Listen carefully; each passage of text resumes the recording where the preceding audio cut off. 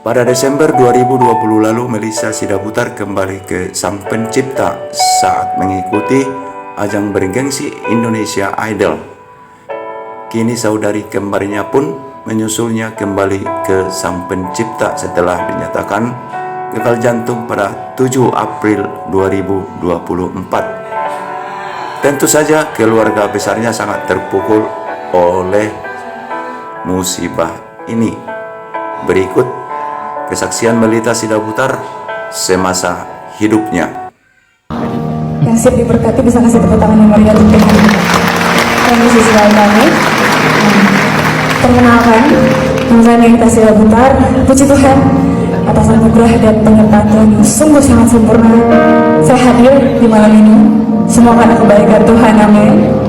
Sebelah kanan kirinya bilang semua karena kebaikan Tuhan. Amin. Tuhan sungguh baik dan saya hari ini, malam hari ini yang sangat indah. Saya bersyukur saya bisa berbagi kesaksian cerita hidup saya yang Tuhan anugerahkan. Dan saya percaya ini semua pasti memberkati setiap kita, amin. Di malam hari ini, saya dengan bangga saya bersyukur, saya bilang, saya dari kecil, saya lahir, tumbuh besar di keluarga yang cinta Tuhan, di keluarga yang kenal Tuhan. Papa mama saya pelayanan, saya 4 bersaudara, saya paling kecil, saudara sekalian, dan saya selalu ikut papa mama pelayanan gitu ya. Dan rasa-rasanya ya saya gak kenal dunia lain selain gereja, selain melayani, selain Tuhan Yesus. Saya cuma tahu itu aja. Dari kecil ikut terus, bahkan di umur 14 tahun, 13-14 tahun saya sudah melayani. Saya sudah ambil bagian pelayanan dan sampai hari ini saya tetap melayani Tuhan. Dan di masa-masa itu saudara sekalian, saya rasa-rasanya selalu mudah, selalu easy untuk bilang Tuhan tuh baik banget ya. Selalu setiap teman saya bilang kayak, aduh susah nih Mel, kayak gini saya sulit banget merasa kehidupan saya seperti ini. Kayak kalau dipikir-pikir anak SMP pada saat itu rasain apa sih? Tapi satu hal yang saya selalu bilang, udah tenang aja, Tuhan baik, tenang aja, Tuhan setia, Tuhan Yesus baik, Tuhan pasti nolong kamu, tenang aja. Ayo kita pelayanan, ayo kita gereja. Sebentar lagi Natal, saya selalu bilang, ayo kita rayain Natal kelahiran orang juru selamat. Selalu mudah bilang Tuhan Yesus tuh baik, selalu sangat mudah.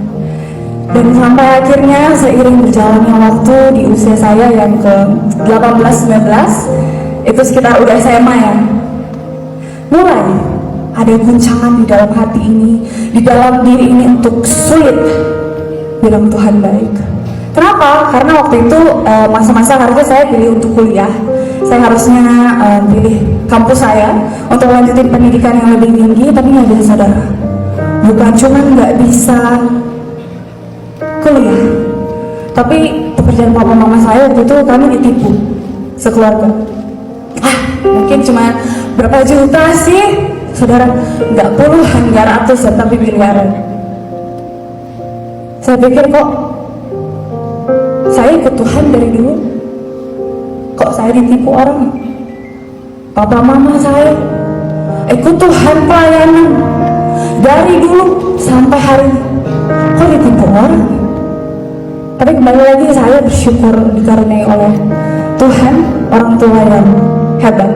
Di sini ada bapak saya, saudara sekalian, dan kemudian Tuhan sampai hari ini saya selalu berpikir kenapa ya? Kok kita dijahatin ya? Saya jadi nggak bisa kuliah, saya jadi nggak bisa ngapa-ngapain, bisa jalan sama teman aja nggak bisa saudara. Terus itu terus saya dalam pikiran saya. Sampai akhirnya saya sulit untuk bilang Tuhan baik. Tapi saya nutupin itu karena saya gengsi dan kakak-kakak saya yang rasanya enggak kok Tuhan baik, enggak kok, saya ini kembar saudara. Dan saya ini sama saudara saya ini beda banget. Saya nggak pedean, saya takutan, saya bahkan bisa nyanyi sendiri. Jadi kalau misalnya dia bilang A, ya saya ikut A. Dan pada saat itu dia bilang Tuhan baik. Jadi di dalam keraguan saya untuk bilang Tuhan baik, saya tetap bilang Tuhan baik karena keterpaksaan saya. Ya Tuhan baik, ya Tuhan baik. Saya lihat kakak-kakak saya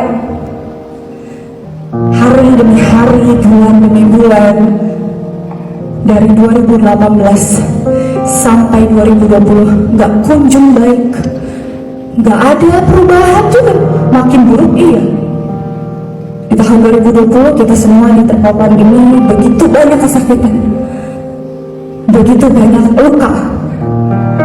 Dan saudara nggak sendiri, saya pun mengalami. Di tengah-tengah nggak punya uang, banyak hutang, bahkan ditipu orang, makin gak ada kerjaan, makin gak ada yang bisa dilakukan karena pandemi datang. Tapi hari demi hari saya lalui, bulan demi bulan, tahun demi tahun, dan saya tetap bilang Tuhan baik. Walaupun rasanya berat banget. Saya iri lihat teman-teman saya bisa kuliah, saya iri bisa lihat teman-teman saya jalan-jalan. Saya nggak bisa ngapa-ngapain selama setahun. Saya di rumah berdiam diri. Saya malu, saya rendah diri, saya nggak tahu apa yang harus saya buat. Saya pikir kenapa Tuhan membuat ini semua. Tahun 2020 tahun yang menyeramkan buat kita semua.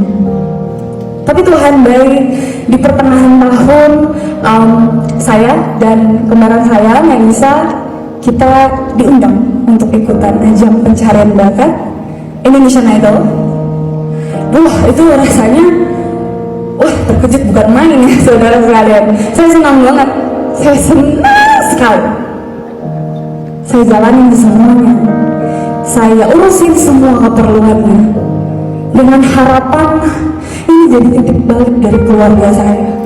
Saya mau bantu papa mama dengan kekuatan saya, dengan talenta yang Tuhan kasih. Saya mau mempermuliakan nama Tuhan lebih lagi. Tujuannya baik ya saudara ya, teman-teman ya. Tapi ternyata di babak pertama saya langsung gak lolos dengan hasil yang sangat-sangat buruk. Saya lihat video saya, kalau saya lihat ulang, jelek banget ya. Kok ini gitu ya. Tapi ternyata semua ada alasannya. Di hari itu saya gak mengerti, saya langsung gak lolos saudara. Tapi Tuhan baik, sekali lagi kembali saya, Melisa, dia lolos ke eliminasi 1, eliminasi 2, dan juga bahkan eliminasi 3. Tapi ternyata di eliminasi 3 gak lolos lagi. Saya kembali berpikir, yang tadinya kayak rasanya pikiran saya udah ke-restore ya. Oh ya Tuhan baik ya, oke. Tapi kembali bertanya, kemana Tuhan? Kenapa Tuhan bawa sejauh ini? Kalau cuma gue ditinggalkan. Kenapa Tuhan bawa jauh banget? Cuma untuk dibuang gitu aja. Saya belum menang Tuhan, belum ada perubahan di dalam hidup saya. Kembali saya menutup diri saya. Dengan gengsi saya gak mau cerita sama siapapun. Saya tetap bilang Tuhan baik. Di akhir tahun 2020 semua kembali seperti normal. Gak ada yang membaik juga saudara. Kita kembali berenam. Jadi 4 bersaudara, 2 abang, terus Melisa baru saya. Kita punya kebiasaan setiap malam itu kita gandengan tangan, kita naikkan 1-2 pujian, lalu kita berdoa. Bisa gantian, hari ini papa, besok mama, terus abang aku 2, baru Melisa dan aku. Rasanya di hari itu, di bulan itu, di tahun itu, hamba. Saya nggak ngerti saya harus bilang Tuhan baik itu di mananya. Cuman mouth service. Tapi kembali saya cuma bilang Tuhan, Engkau baik. Walaupun dalam hati aku nggak tahu Tuhan baik di mananya. Lalu di penghujung tahun 2020, 8 Desember 2020, 1 bulan tepat sebelum ulang tahun aku yang ke-20, Melisa Sidabutar meninggal dunia. Bukan bertanya lagi, bukan kecewa lagi, bukan marah lagi. Saya nutut Tuhan. Saya bilang Tuhan, saya dari dulu sampai sekarang saya bilang Tuhan baik. Saya selalu ikut Tuhan, saya selalu pelayanan. Kenapa Tuhan giniin aku? Kenapa Tuhan hukum aku? Aku buat apaan? Kok gak adil? Aku merasa gak ada yang adil. Aku merasa gak disayang Tuhan. Aku merasa Tuhan membenci aku. Itu titik saya sangat lemah saudara. Saya merasa Tuhan gak sayang sama saya. mendengar suara saya. Dan bahkan saya merasa sia-sia saya mempertahankan selama ini. Apa lebih baik saya nggak usah jaga hidup ya? Tapi Tuhan sangat baik, saudara. Di bulan itu, gak nyampe sebulan kemudian, bahkan cuma 2 minggu, di tengah-tengah saya lagi merasa kosong, saya dilema, saya nggak tahu arahnya kemana. Kakak rohani saya datang dan bilang, "Dek, ayo rekaman lagu rohani." Saya udah mention tadi saya nggak bisa nyanyi sendiri, saudara. Saya aja nggak lolos.